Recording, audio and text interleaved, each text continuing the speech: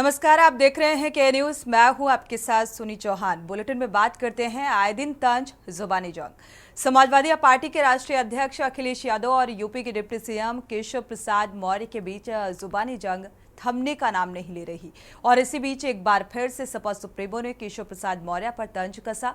उन्होंने कहा कि केशव प्रसाद मौर्य दिल्ली के मोहरा बन गए हैं, दिल्ली के वाईफाई के पासवर्ड बन गए हैं। अब इस पर केशव प्रसाद मौर्य ने भी पलटवार कर दिया। उन्होंने कहा कि कांग्रेस का मोहरा बन चुके समाजवादी पार्टी के बहादुर अखिलेश यादव बीजेपी को लेकर गलतफहमी पालने, अति पिछड़ों को निशाना बनाने, अपमान करने की जगह सपा को समाप्त होने से बचाने पर ध्यान दें। भारतीय जनता पार्टी 2027 में 2017 दोहराएगी। कमल खिला है, खिलेगा और खिलता रहेगा।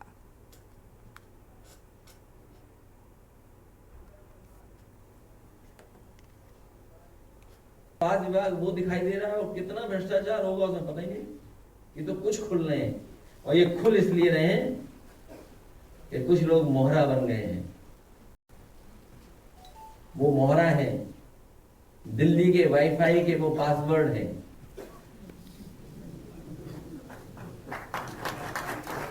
ये नई तरह की टेक्नोलॉजी, तो टेक्नोलॉजी के हिसाब से बोलना पड़ रहा है। आप समझ गए हो कौन मोहरा है? सुनने में आया कि मौर्य जी मोहरा हैं, दिल्ली के वाईफाई के पासवर्ड हैं। अगर दिल्ली वाले किसी से मिलते हैं तो लखनऊ वाले भी मिल रहे हैं किसी से। तो बताओ सरकार चलेगी ऐसे? क्या सरकार चलेगी बताओ? और जिन्होंने बिगाड़ा है सब कुछ, क्या वो लोग ठीक करेंगे? और सबसे गंभीर सवाल मैं आपके सामने रखता हूं। मुझे याद है कि इस प्रदेश के गवर्नर थे, हमें चिट्ठी लिखते थे और अखबार में सरकार को, समाजवादियों को बदनाम करने के लिए जातिवादी का आरोप लगाते थे।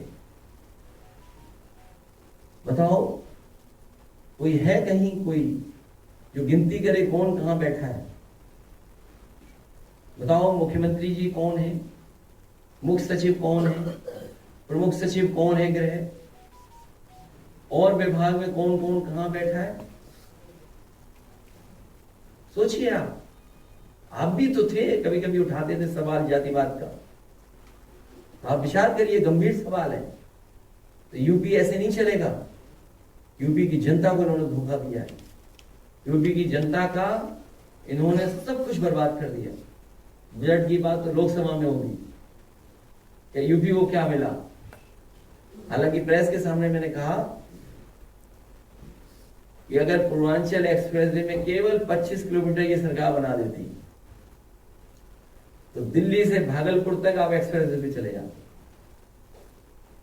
जिस गांव में जितना बना करके छोड़ दिया हम लोगों ने, उस गांव से आगे 1 इंच जमीन नहीं सरकार ने ली। अगर कोई गाजीपुर का हो तो वो जानता होगा। शिवा शर्मा इसी खबर पर जुड़े हुए हैं। शिवा, ये जो जुबानिया जंग और तकरार लगातार जारी है, वार पलटवार, जिस तरीके से अखिलेश यादव ने कहा कि भाई मौर्य जो हैं वो मोहरा है दिल्ली का, और फिर पलटवार किया मौर्य ने भी, और ये जो राजनीतिक बयानबाजी है, तो ये क्या कुछ बदलाव राजनीति में देखने को मिलेगा? 2027 की क्या कुछ तस्वीर निकलकर सामने आएगी?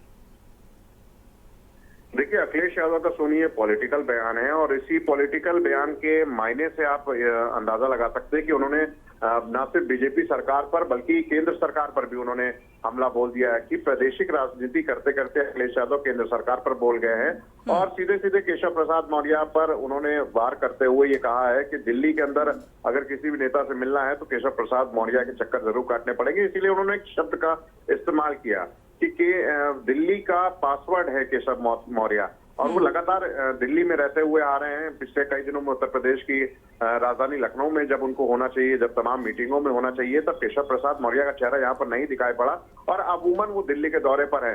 तो कहीं ना कहीं जो एक अटकलें हैं उत्तर प्रदेश की राजनीति में भारतीय जनता पार्टी के साथ केशव प्रसाद मौर्य की, वो शायद बहुत ज्यादा ठीक नहीं है और इसी का फायदा अखिलेश यादव बार बार उठाते हैं। केशव प्रसाद मौर्य पर लगातार वो जो हमला बोलते हैं और इसीलिए उनको अपनी ओर खींचने का प्रयास करते हैं।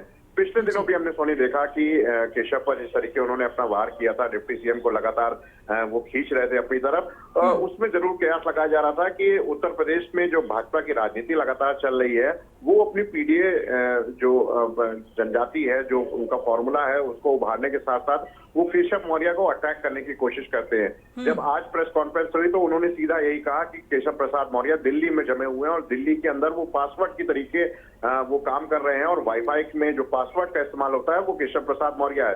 तो जरूर 2027 से पहले अगर अखिलेश यादव की जुबानी जंग अगर इसी तरीके रहेगी तो कहीं ना कहीं इनको पॉलिटिकल फायदा जरूर मिलेगा, लेकिन उसके साथ साथ जो इनका पीडीए फॉर्मूला है, पिछड़ा, दलित और अल्पसंख्यक, उसको मजबूत करने के लिए अखिलेश यादव लगातार कह रहे हैं कि वो हर स्तर पर प्रयास कर रहे हैं, चाहे वो कमेटी के माध्यम से हो, चाहे प्रादेशिक समाजवादी स्तर के माध्यम से हो, वो हर जगह पीडीए के तहत वो हर जगह लोगों को जोड़ने की कोशिश कर रहे हैं। और जो समाजवादी सीटों की अगर बात की जाए जो अभी उनके खेमे में नहीं है, जो भारतीय जनता के खेमे में है, वो लगातार उन पर काबिज करने के लिए एक पॉलिटिकल जो सिनेरियो होता है उसको तैयार कर रहे हैं। और शायद यही इस सिनेरियो को तैयार करने के लिए उनको बीजेपी के लोगों को तोड़ना बहुत ज्यादा जरूरी है और वो लगातार अपने बयानों में इसी तरीके लोगों को तोड़ने जोड़ने की बात करते रहते हैं। बिल्कुल शिवा, शुक्रिया इस तमाम जानकारी को साझा करने के लिए। तो राजनीतिक बयानबाजी के जो मायने हैं वो भी राजनीतिक हानि और लाभ से जोड़कर सीधा सीधा देखा जाता है। तो पीडीए की साइकिल कितना आने वाले समय में रफ्तार भरेगी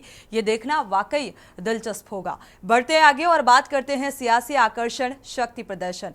14 जुलाई को लखनऊ में बीजेपी की कार्य समिति की बैठक के बाद उत्तर प्रदेश में राजनीतिक हलचल काफी तेज हो गई है। मुख्यमंत्री योगी आदित्यनाथ को डिप्टी सीएम केशव प्रसाद मौर्य और ब्रजेश पाठक ने जैसे ही खुला चैलेंज दे दिया है। इसे बगावत की संज्ञा देना इसलिए ठीक नहीं है क्योंकि ये लोग पार्टी से बगावत नहीं कर रहे हैं और ना ही मुख्यमंत्री के खिलाफ बयानबाजी कर रहे हैं, केवल मुख्यमंत्री को अपनी ताकत का एहसास कराते हुए नजर आ रहे हैं। केशव प्रसाद मौर्य 10 दिन में करीब 43 विधायक, 2 एमएलसी और करीब 10 मंत्रियों के साथ अपनी फोटो सोशल मीडिया पर शेयर कर चुके हैं और ये खुला चैलेंज नहीं तो और क्या हो सकता है। लोकसभा चुनाव हारने के बाद से ही उत्तर प्रदेश बीजेपी में सब कुछ ठीक नहीं चल रहा था। चुनाव परिणाम आने के बाद जब योगी आदित्यनाथ ने अपनी पहली कैबिनेट बैठक बुलाई तब दोनों डिप्टी सीएम गायब रहे और बीजेपी कार्य समिति की बैठक में तो जैसे मौर्य ने बिगुल ही फूंक दिया। मामला दिल्ली तक पहुंचा। बीजेपी अध्यक्ष जेपी नड्डा और पीएम नरेंद्र मोदी के दरबार तक पहुंची ये बात, पर प्रदेश के दोनों डिप्टी सीएम के व्यवहार में कोई बदलाव देखने को नहीं मिला। दिल्ली के दखल के बाद भी दोनों डिप्टी सीएम कोई मौका ऐसा नहीं छोड़ते जिससे योगी आदित्यनाथ के सम्मान को ठेस ना लगे। आपको बता दें कि केशव प्रसाद मौर्य के कैंप कार्यालय में 14 तारीख के बाद अब तक करीब 43 विधायक हैं, 2 एमएलसी और 10 मंत्री मिलने आ चुके हैं और इनमें से 3 तो केंद्रीय मंत्री हैं और इसके अलावा उनसे मिलने वालों में कई दर्जन प्रदेश के सांसद भी, पूर्व सांसद और पूर्व विधायक भी शामिल हैं। प्रदेश स्तर और जिला स्तर के संगठन के लोग भी मिल रहे हैं। सबसे बड़ी बात यह है कि ये काम चोरी छिपे नहीं किया जा रहा है। ऐसी परिस्थितियों में जब 2 कद्दावर लोग में पावर स्ट्रगल चल रहा होता है तो विधायक और मंत्री खुलकर किसी भी गुट के साथ नहीं जाते हैं। पर केशव प्रसाद मौर्य के कैंप कार्यालय में हर रोज फोटो सेशन चल रहा है और मतलब सीधा सीधा ये है कि मौर्य ये दिखाने की कोशिश कर रहे हैं कि उनके साथ पार्टी के कितने लोग हैं। उनका ये शक्ति प्रदर्शन केंद्र के लिए है और योगी आदित्यनाथ के लिए या दोनों के लिए है या ज्यादा बेहतर वही बता सकते हैं, क्योंकि राजनीतिक जो कयास हैं वो काफ़ी कुछ लगाए जा रहे हैं। केशव प्रसाद जो कह रहे हैं, अब देखना ये भी होगा कि कितनी सफलता इसमें मिलती है। संदीप मिश्रा जुड़े हुए हैं इसी खबर पर। संदीप, क्योंकि लगातार जिस तरीके से कहा जा रहा है जब लोकसभा चुनाव का रिजल्ट सामने आया उसके बाद से बीजेपी में सब कुछ ठीक नहीं चल रहा है और ये सारी बातें गवाह हैं इस बात की।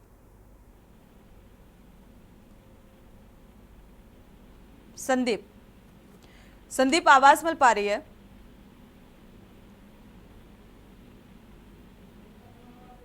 संदीप, आपको आवाज मिल पा रही है? चलिए दोबारा से संपर्क करने की कोशिश करते हैं केशव प्रसाद मौर्य।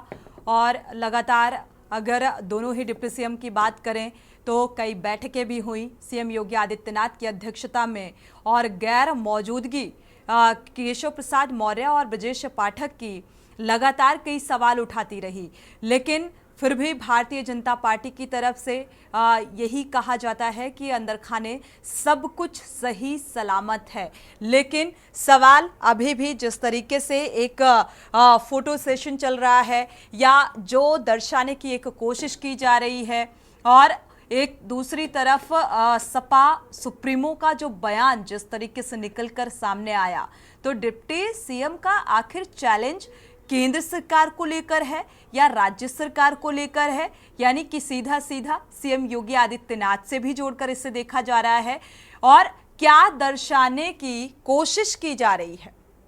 संदीप मिश्रा इस खबर पर जुड़े हुए हैं। संदीप, दोनों डिप्टी सीएम की गैर मौजूदगी कई बैठकों के दौरान और फोटो सेशन कई सवाल उठा रहा है, और अब विपक्षी दल के जो नेता हैं वो भी अब बयानबाजी में इस बात का जिक्र कहीं ना कहीं करते हुए नजर आते हैं।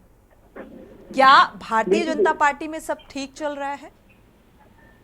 देखिए, जिस तरीके जब से लोकसभा का चुनाव संपन्न हुए हैं और लोकसभा चुनाव के संपन्न होने के बाद से लगातार जो है पार्टी और संगठन के बीच में जो दूरियां हैं वो साफ देखने को मिल रही है। क्योंकि जहां उत्तर प्रदेश के मुख्यमंत्री योगी आदित्यनाथ लगातार जो है बैठक कर रहे हैं, मंडलवार बैठक कर रहे हैं, क्योंकि उत्तर प्रदेश की 10 उप विधानसभा की सीटें हैं, वहां पर चुनाव होने हैं और विधानसभा सीटों को किसी भी तरीके से भारतीय जनता पार्टी खोना नहीं चाहती है। तो इसको लेकर के लगातार समीक्षाएं बैठक चल रही है, मंडलवार वार्ड चल रहे हैं। लेकिन इस मंडल में अगर बात की जाए तो काफी अहम होगा कि जब डिप्टी सीएम केशव प्रसाद मौर्य उस मंडल में पहुंचते हुए नजर नहीं आए, तो साफ तौर पे ऐसे देखा गया है कि किस तरीके से जो नाराजगी है वो साफ तौर पे दरअसल नजर आ रही है।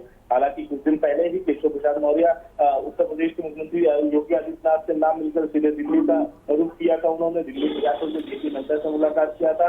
आखिर क्या जो रणनीति है वो किस तरीके से वहां पर दिल्ली में बयान किया उन्होंने और किस तरीके से उन्होंने अपनी बात को रखा है, तो तमाम तरीके की जो चीजें हैं वो साफ तौर पर देखने को मिल रही है, खासतौर पे उत्तर प्रदेश में। लेकिन महत्वपूर्ण है कि जिस तरीके से आज उत्तर प्रदेश के मुख्यमंत्री योगी आदित्यनाथ का जो दिल्ली दौरा है और दिल्ली में जाकर के कई वरिष्ठ नेताओं से मुलाकात करते हुए नजर आएंगे। हालांकि उत्तर प्रदेश की अगर हम बात करते हैं तो उत्तर प्रदेश में जो अभी तक दुनिया देखने को मिल रही है वो साफ तौर पर देखती हुई नहीं मिल रही है, क्योंकि लगातार केशव प्रसाद मौर्य बिल्कुल संदीप, लेकिन इन सभी चीजों के बावजूद भी सीएम योगी आदित्यनाथ की चुप्पी। शुक्रिया इस तमाम जानकारी को साझा करने के लिए संदीप। लेकिन अब सवाल ये भी कि क्या भारतीय जनता पार्टी में सब कुछ ठीक है?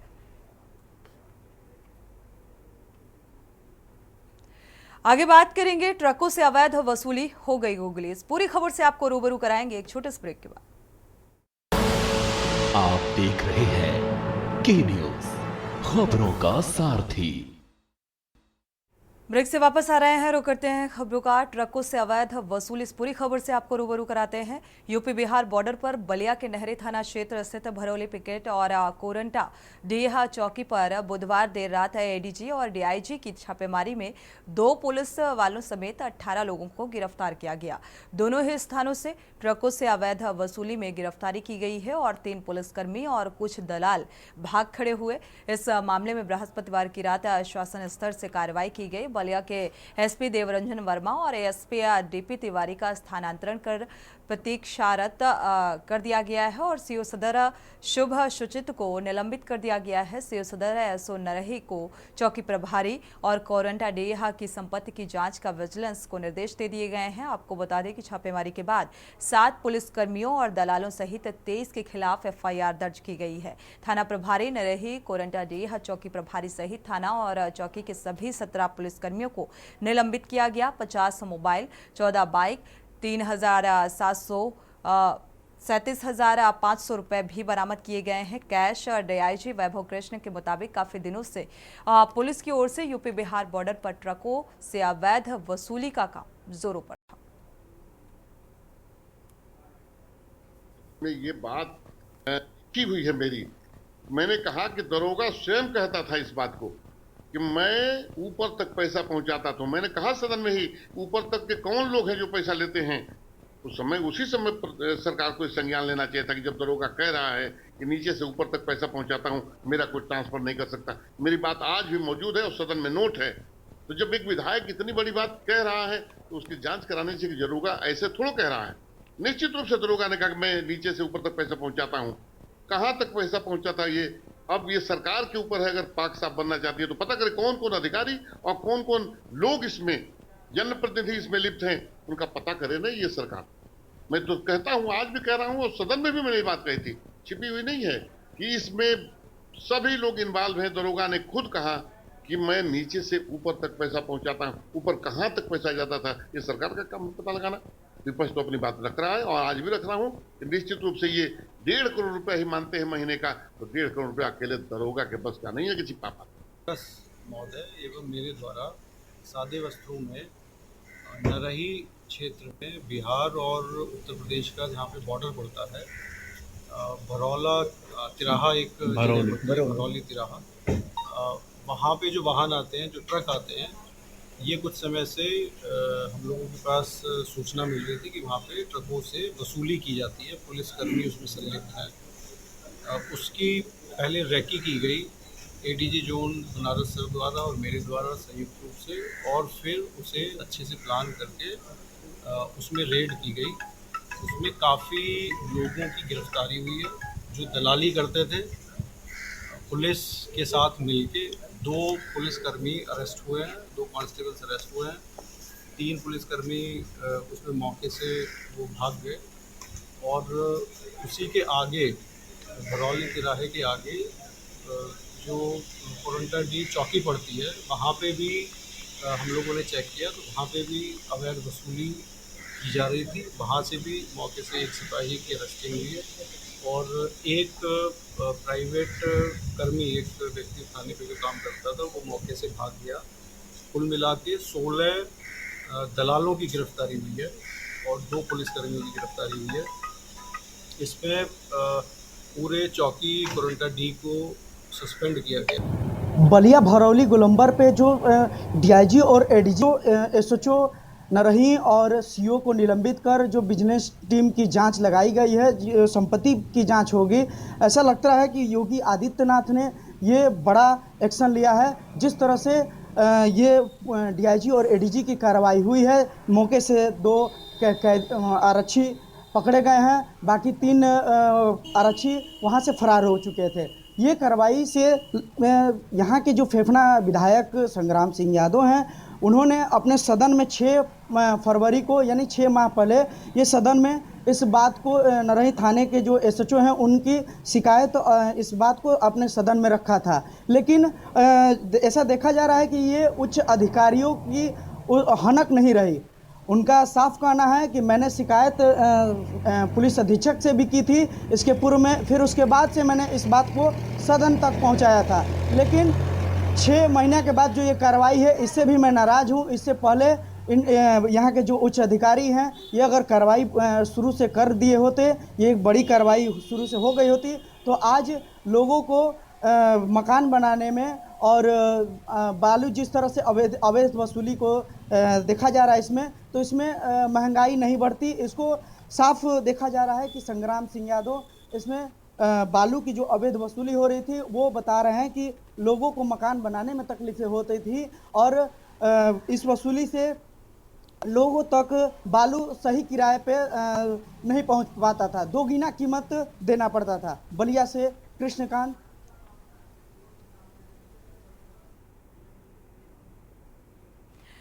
आगे बात करते हैं मानहानि का मामला कोर्ट से सामना। इस पूरी खबर से आपको रूबरू कराएंगे। इसी बीच दिल्ली से बड़ी खबर सामने आ रही है। सीएम योगी आदित्यनाथ दिल्ली पहुंचे हुए हैं, तो दिल्ली की दौड़ सीएम योगी आदित्यनाथ की। दिल्ली से अहम खबर सामने आ रही है। यूपी सदन त्रिवेड़ी पहुंचे हैं मुख्यमंत्री योगी आदित्यनाथ। दिल्ली दौरा यूपी सदन त्रिवेड़ी और केशव प्रसाद मौर्य भी पहुंचे हुए हैं। तो यूपी के मुख्यमंत्री योगी आदित्यनाथ फिलहाल दिल्ली पहुंचे हुए हैं। डिप्टी सीएम की भी मौजूदगी है।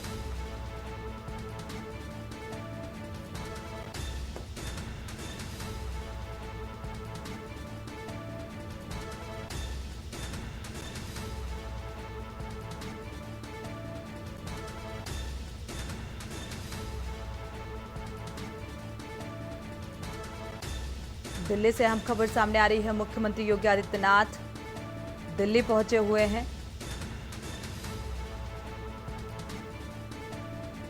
और केशव प्रसाद मौर्य भी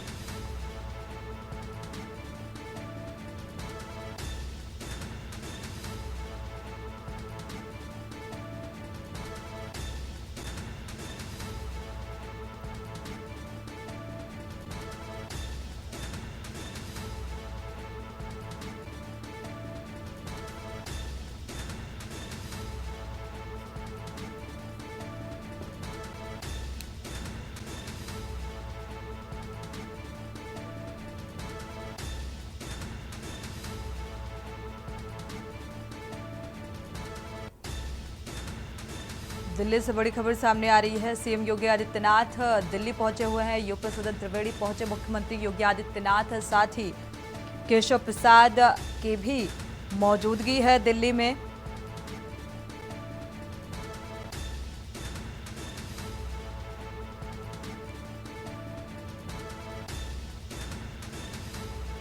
अखिलेश सिंह इसी खबर पर जुड़े हुए हैं, विशेष संवाददाता। अखिलेश, दिल्ली पहुंचे हुए हैं सीएम योगी आदित्यनाथ, क्या अपडेट? मुख्यमंत्री योगी आदित्यनाथ लखनऊ से दिल्ली के लिए रवाना हुए और दिल्ली पहुंचे हैं। मुख्यमंत्री योगी आदित्यनाथ दिल्ली में भारतीय जनता पार्टी के राष्ट्रीय नेतृत्व के साथ बातचीत होगी, बैठक होगी और इसके साथ ही साथ मुख्यमंत्री ने दिल्ली आने से पहले करीब 200 नेताओं के साथ बात की। उसमें सांसद, विधायक, एमएलसी समेत तमाम ऐसे नेता शामिल थे जो चुनावी गठबंधन, चुनावी प्रक्रिया लोकसभा में लगातार लगे थे और चुनाव में प्रबंधन देख रहे थे। उन तमाम नेताओं से मुख्यमंत्री योगी आदित्यनाथ ने फीडबैक लिया और लोकसभा चुनाव में उत्तर प्रदेश में भारतीय जनता पार्टी की 33 सीटें आई और समाजवादी पार्टी की 37 सीटें आई। तमाम सीटों को लेकर गठबंधन बैठक के बाद मुख्यमंत्री योगी 200 नेताओं का फीडबैक लेके आज दिल्ली पहुंचे हैं और वो प्रधानमंत्री मोदी से मिल सकते हैं और संगठन महामंत्री बीएल संतोष और राष्ट्रीय अध्यक्ष भाजपा जेपी नड्डा से भी मुलाकात करेंगे। तो इससे अंदाजा लगाया जा सकता है कि भारतीय जनता पार्टी में जो उत्तर प्रदेश में लगातार मनमुटाव केशव प्रसाद मौर्य, ब्रजेश पाठक और योगी आदित्यनाथ बीच में चल रहा है, तो शायद इस फीडबैक रिपोर्ट जो लेकर योगी आदित्यनाथ दिल्ली पहुंचे हैं उसके बाद बिल्कुल जिस तरीके से इनडायरेक्टली दोनों ही डिप्टी सीएम की तरफ से ये दिखाने की कोशिश की जा रही है कि जनाधार किसका कितना ज्यादा है और काफी कुछ दर्शाने की कोशिशें बिना कुछ कहे की जा रही हैं। और अब इस बैठक के बाद या रिपोर्ट फीडबैक के बाद ये रिपोर्ट सौंपने के बाद क्या कुछ आगे आसार नजर आएंगे, उस पर भी नजर रहेगी। अखिलेश, शुक्रिया इस तमाम जानकारी को साझा करने के लिए। आप हमारे साथ बने रहिए। लेकिन दिल्ली पहुंचना यूपी के सीएम योगी आदित्यनाथ का 200 लोगों से बातचीत कर, यानी कि वो तमाम नेता, कार्यकर्ता, सांसद, विधायक शामिल है जिनसे फीडबैक लिया गया और इसके बाद दिल्ली पहुंचे हैं सीएम योगी आदित्यनाथ। बढ़ते आगे और बात करते हैं मानहानि मामला कोर्ट से सामना। गृह मंत्री अमित शाह पर की गई टिप्पणी के मामले में मानहानि का केस झेल रहे रायबरेली सांसद और लोकसभा में नेता प्रतिपक्ष Rahul Gandhi MP MLA court में पेश हुए। आपको बता दें कि कर्नाटक विधानसभा के चुनाव के दौरान 15 जुलाई 2018 को बेंगलुरु में गृह मंत्री के खिलाफ उन्होंने एक टिप्पणी की थी और टिप्पणी में जो कहा था, जिसके खिलाफ एक स्थानीय बीजेपी नेता ने उनके विरुद्ध मानहानि का केस भी दायर किया था। और 27 नवंबर 2023 को कोर्ट ने राहुल गांधी को तलब किया था। राहुल गांधी ने 20 फरवरी 2024 को पहली बार कोर्ट में पेश होकर जमानत कराई थी और इस मामले में दूसरी बार कोर्ट के सामने पेश हुए। मामले में अपना बयान दर्ज कराने के लिए राहुल को 26 जुलाई को अदालत में पेश होने का निर्देश दिया गया था। अदालत ने अगली सुनवाई की तारीख 12 अगस्त को तय की है।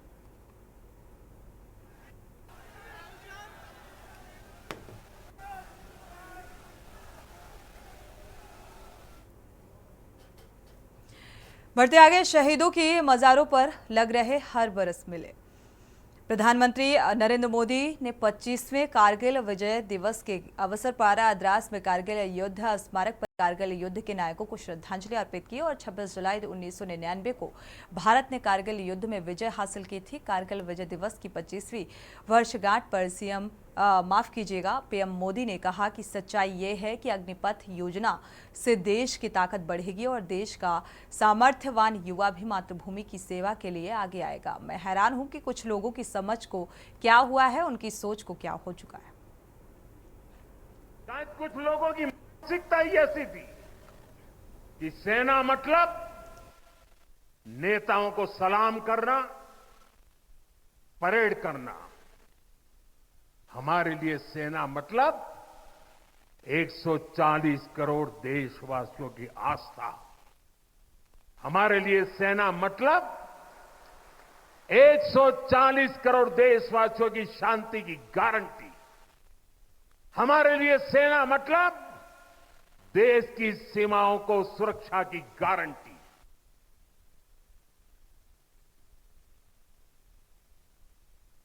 अग्निपथ का लक्ष्य सेनाओं को युद्ध के लिए निरंतर योग्य बनाए रखना है।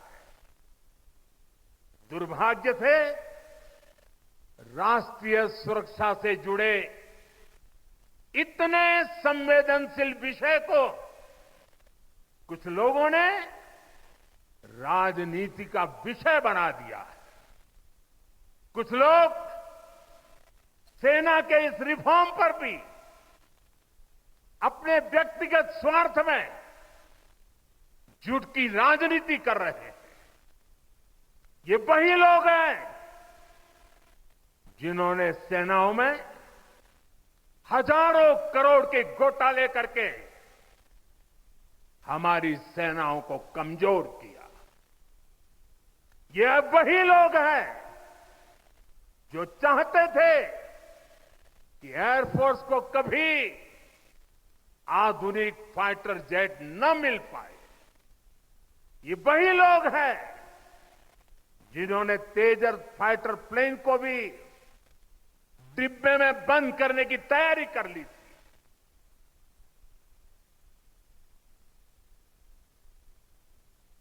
मैं तो हैरान हूं, कुछ लोगों की समझ को क्या हुआ है, उनकी सोच को क्या हो चुका है। ऐसा भ्रम फैला रहे हैं कि सरकार पेंशन के पैसे बचाने के लिए ये योजना लेकर आई है। बढ़ते आगे और बात करते हैं मुलाकात, बात और सियासत। उत्तर प्रदेश की सियासत में इस समय चर्चा का विषय अपना दल कमेरावादी अध्यक्ष पल्लवी पटेल और सीएम योगी आदित्यनाथ की मुलाकात बनी हुई है।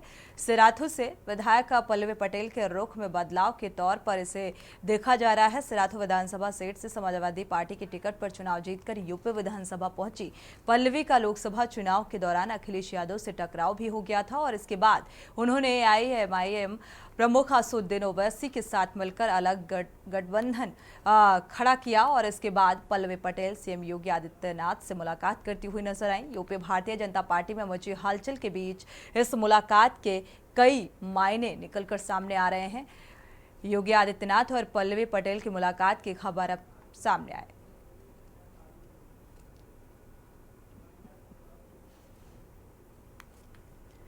इसी के साथ बुलेटिन में इतना ही। आगे खबरों के लिए आप देखते रहिए के न्यूज़ इंडिया। आप देख रहे हैं के न्यूज़, खबरों का सारथी।